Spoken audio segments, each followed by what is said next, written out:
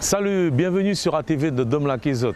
Comme diraient nos amis du fleuve, Ofa. Bienvenue à Papa Ichtan où nous sommes aujourd'hui.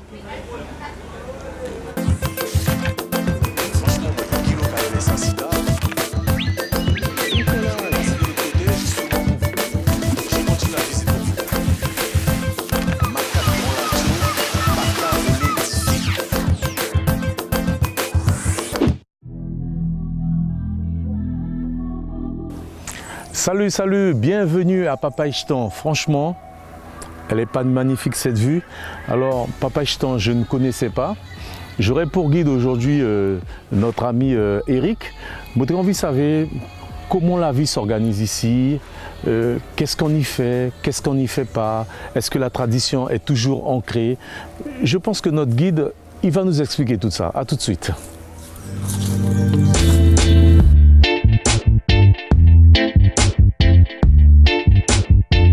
Salut Eric. Salut. Comment tu vas? Ça va, ça va? Bien? Bien, ça va. Tu es en train de regarder ton beau fleuve. C'est ça. Si tu devrais présenter ta commune, tu la présenterais comment? Je dirais, c'est une très belle commune en fait. Quand même, c'est une très belle commune, très accueillante. Ouais. Surtout, ah oui. Et les touristes sont toujours les bienvenus. Je veux dire les touristes d'ailleurs ou d'ici. D'ici, ouais. Voilà.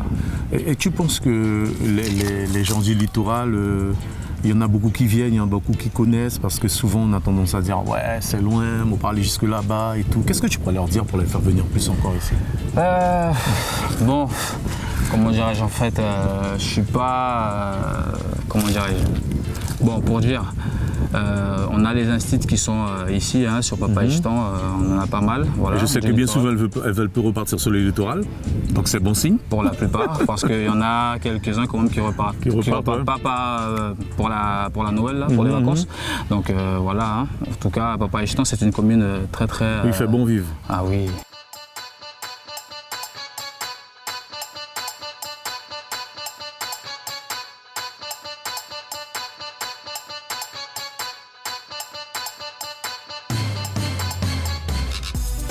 Je suis à côté de ça là. Alors je donne 2 secondes aux téléspectateurs d'ATV pour qu'ils puissent me dire c'est quoi. Là il revient sur moi. Moi sûr, il y a beaucoup qui passent avec qui ça savait pas. Vous savez c'est quoi ça? En fait, c'est un presse canne à sucre. C'est avec ça qu'on faisait le jus de canne. C'est bien ça, hein? Tu me démontres si c'est pas ça. Hein? Je confirme, exactement. Tu confirmes? Comme on peut le voir, c'est toujours, chez nous ça existe toujours. Ça existe toujours. Voilà. Donc on met la canne ici. C'est bien ça. Le bâton qu'on fait rentrer là. Voilà. On appuie on presse dessus. la canne, effectivement. Alors ça c'est des anciens ça. Hein? Voilà. Alors, pour vous montrer qu'on n'est pas en train de blaguer, je pense qu'on va faire une petite démonstration, peut-être que les gens vont mieux comprendre. Bien sûr que si. Ok, d'accord.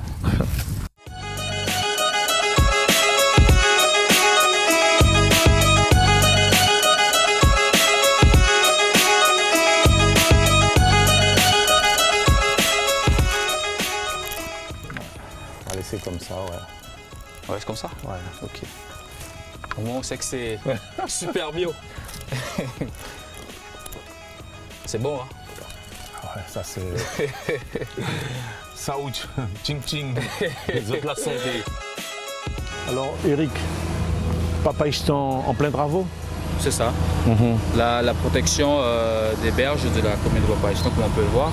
Ouais. Parce que lorsque l'eau est vraiment montée, ça a tendance à manger la berge, ouais. La berge. Donc du coup, là, la région et la mairie ont eu l'idée de lancer ce projet en partenariat. Voilà, là c'est l'entreprise Cabalet qui est en train de faire le renforcement de la berge, la protection, je dirais plutôt, de la berge. Alors ces jours, ça se passe comment? Parce que comme on peut le voir, l'eau il est vachement bas. Je crois que j'ai jamais vu Maritasoula, enfin la rivière aussi basse, le Maroni. Comment ça se passe l'activité économique, la vie? Parce que quand on sait que tout est organisé autour du fleuve. Mais justement, c'est très pénible, je dirais. C'est vraiment difficile pour nous, gens qui vivent sur le fleuve. Lorsque nous sommes coupés du reste de la Guyane, je dirais, malheureusement, voilà, on est enclavé. On doit se rapatrier par pirogue ou par avion. Par avion, c'est très cher parce qu'on le sait, hein, l'avion, c'est un moyen de transport luxueux. Ouais. Et, la seule solution qui reste, c'est la pirogue. Et là, vu que l'eau est vraiment basse, il est carrément impossible de faire les tonnes qu'on pouvait amener habituellement, c'est-à-dire 4 tonnes par pirogue. Là, on est limite à 1 tonne. Une tonne, ah ouais, d'accord. Ouais. Alors ça augmente le coût de la marchandise, bien sûr. Bien sûr que si. Et la marchandise devient rare. C'est ça. Double sanction, quoi, double peine. Voilà, malheureusement. Ouais. Donc si vous avez l'occasion, vous pourrez aller voir dans les services, je dirais dans les épiceries. Tous les congèles sont vides. Ouais. Et les rayons même sont vides. Voilà. Donc on vit parce qu'on s'était approvisionné avant vraiment avant cette baisse des eaux. Ouais. Voilà, Ouais. la baisse des eaux. Alors, on espère qu'ils ont rectifié par eux même, hein, maudit Marie Passoula, mais je vais parler de Papa Ichtan, bien sûr. Hein. Mais comme ce sont toutes ces communes qui bordent le fleuve, et je sais qu'ils ont les mêmes problèmes, ils vivent le même drame, donc c'est pour ça que j'ai pris l'un pour l'autre. Alors, la saison des puces, c'est prévu pour quelle date à peu près? Je dirais, bon, d'ici le début de l'année, je pense que ça ira. Hein, parce qu'il faut que ça revienne, là. Mais bien sûr que si, parce que là, franchement, en coût, ça nous revient très très cher, surtout pour les entrepreneurs, je les pleure. D'accord. Je les plains, du moins je les plains, voilà, parce que, comme vous le voyez, économiquement, ils s'en sortent pas. Hein. D'accord. Et pour nous aussi, autant clients, la vie est très très chère. Et je pense que ça doit avoir des incidences aussi sur le transport scolaire, quand on sait que tout se fait par le fleuve. Bien sûr que si, bien sûr que si. Ben voilà, d'où le désenclavement que j'appelle de mes voeux, parce que après une CTG, moi j'espère qu'il y a en main pour mailler territoire, pour nous gagner plus la route, parce que je dois dire qu'avant d'arriver à Papa Ichtan, il faut prendre l'avion pour arriver d'abord à Marie Passoula, après on a la route. Moi j'aimerais bien que on continue la visite, parce que j'aimerais bien que les gens voient où les cérémonies se passent. Parce que quand j'étais venu pendant le deuil du Grand Mans, donc on avait filmé beaucoup de gens, mais aujourd'hui bon, il n'y a pas de deuil. Je pense que ce serait l'occasion de montrer aux gens cet espace. Ça te va? Ok, il n'y a pas de souci. D'accord, ça marche.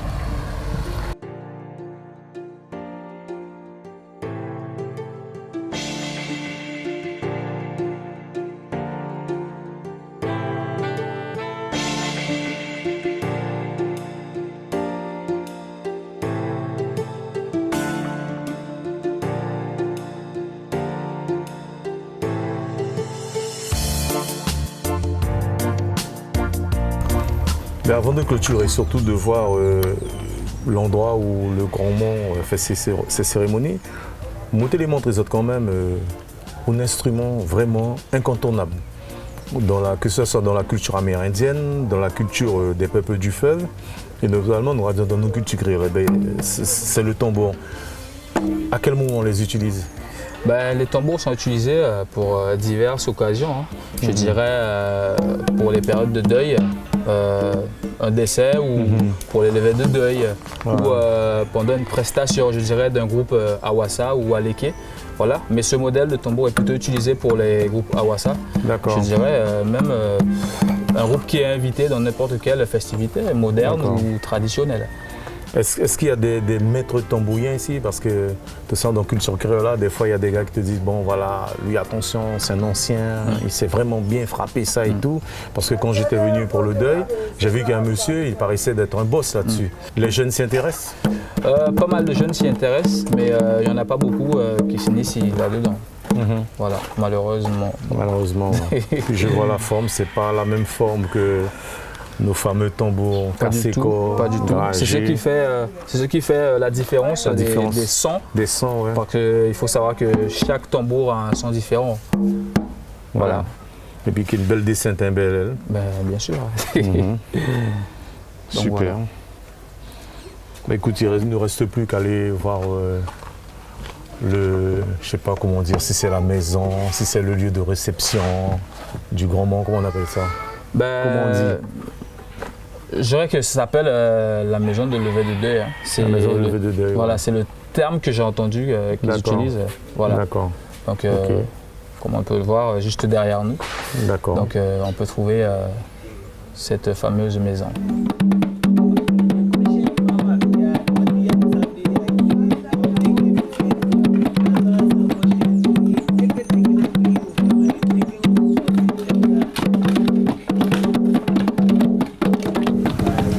C'est la fameuse maison de deuil et de levée de deuil.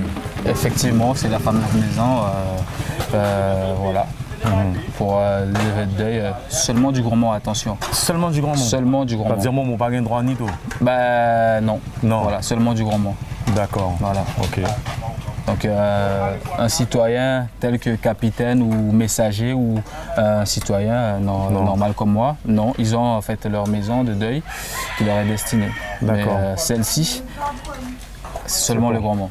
Voilà, pour le boss, chef. Quoi. Pour voilà, le chef, pour le grand chef. Voilà. Ouais. D'accord. Ben Eric, merci beaucoup. C'est moi, je vous en prie. Tu nous fait une belle petite balade et j'espère que chez vous, vous avez pu découvrir qu'une petite partie d'Apatou parce que mon petit autre qui n'a pas tout grand. Je vais me rappeler un seul mélange. Eh ben oui. Bon, il était mélange à pas bon. De toute façon, la culture ici, c'est pareil qu'Apatou, Grand Sentier. D'accord. On trouve les mêmes arts. Les mêmes caractéristiques. Voilà, là-bas qu'ici.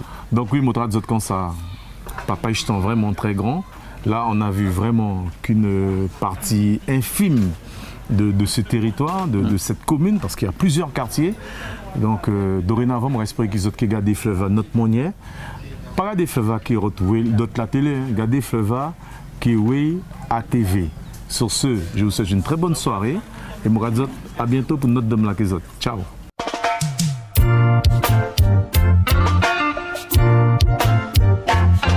Travailler c'est trop dur, épauler c'est pas beau, mener la charité, c'est quelque chose que je ne peux plus faire.